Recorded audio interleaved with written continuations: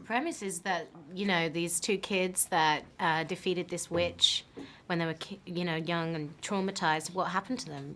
15 years later, they've grown up and they've become these bounty hunter, witch-killing, fantastic kind of celebrities in the witch-killing world. And yeah, and it's good fun and very, very action-filled and adventurous. I play Hansel, and this would be my sister Gretel. And I feel like they don't exist without each other. It's one of those sort of acting in tandem moments. And I was attracted to this story because I love relationship between brother and sister. I just think it's really dynamic. I have a very complicated one. I think they all are. And Same. I think we were able to sort of explore that in this.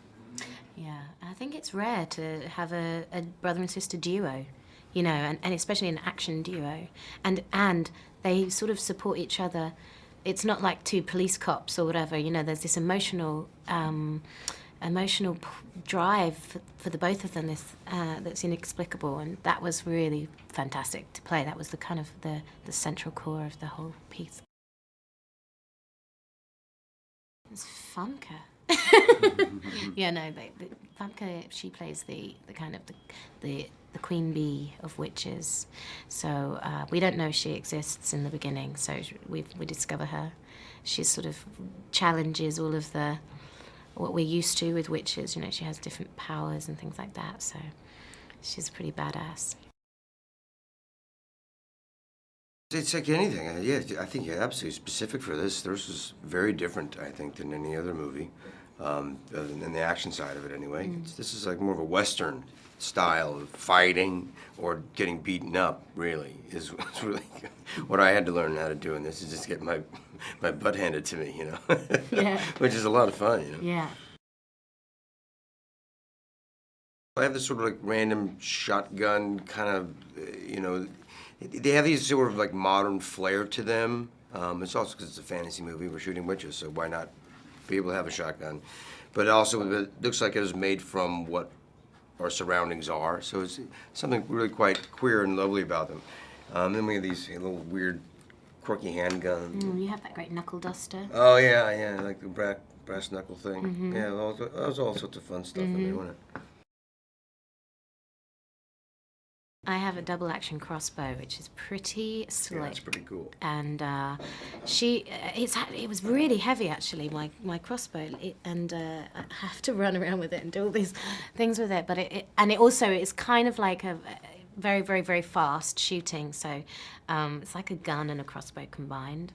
But it looks really cool and kills things efficiently. Well, it's so iconic, isn't it? The candy house. I mean, it's actually, that's what I think of when I think of Hansel and Gretel, is the candy house. And so the day when I saw the exterior set of that in the forest, in situ, all done, I took a photograph of it because it was, it was such a, it's so iconic. I had to like tear a little piece just to see if it was candy. Just had to check. It just tastes like styrofoam. Yeah.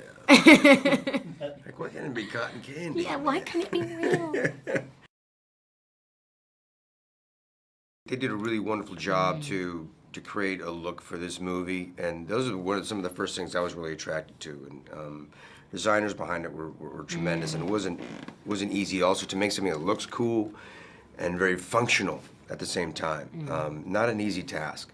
To be able to be very, very fluid and move around and get beat up and roll around and have to do a lot of strange things. And especially when you start wearing tight leather, it's like, that can be very limiting, but they did a wonderful, wonderful job with it, I think. I thought the costumes were fantastic. Yeah. Lots of leather, tight leather for me. There were a couple of split pants situations. I remember that one, yeah, I remember that. You remember that? Yeah. Like, that was oh awesome. dear. That was awesome. Yeah, it was a lot of fun, collaborative. Collaborative is the great word. Yeah, he's got this sick mind actually, like, in terms of violence and story and comedy, all of these things that he, his previous movie was so sort of unique in its tone, and so he brings that into this, and he's a great collaborator. I mean, he wants to hear, even though he wrote it, and you know, he wants to have our input, and so it became a richer experience. And also he's got this, you know, he was really strong in his ideas of what he wanted, you know, with this film, and we had a lot of not so much CGI because of that. He was really like, no, I want this animatronic and I want this, and it was great for us, therefore. Yeah. Wow. Zoe's witch. Yeah, Gnarly. she's a gnarly one. The first witch she's that like we a killed. walking wart. She It was and you know disgusting. that she stank. Yeah. She's the one that we, you know, hang from the feet, and then Jeremy shoots her in the face. Yeah. But she just looked absolutely repulsive. Yeah, again, the makeup again was all practical. So Yeah. the day we had in the stone circle with all the hundreds of witches, it was it's fun. And then they're flying off on on a wire, of course, but practical. So it's like literally pew pew pew. These Yeah. witches are flying all around. It was, So But great. like I don't know if there's a favorite one. They're all kind of wonderfully creepy and disgusting in their own right. I love the scene in the bar where Thomas Mann's character comes in, Ben, the fanboy, and I think because you get to see a bit of our relationship, like their natural kind of chilled relationship, and I love the scene where we reunited after all the trauma and stuff, because again, it's them, it's the relationship of those two, and then you've got all of the action scenes which are just fun and in your face. Yeah. I think you could grab some popcorn and a soda and you sit down and go on a great ride. That's what I think. Yeah. Yeah. Yeah, and because it is very violent. It's so violent that it's funny as well. So I think that's the violence and comedy aspect of it. That balance is really kind of really fun.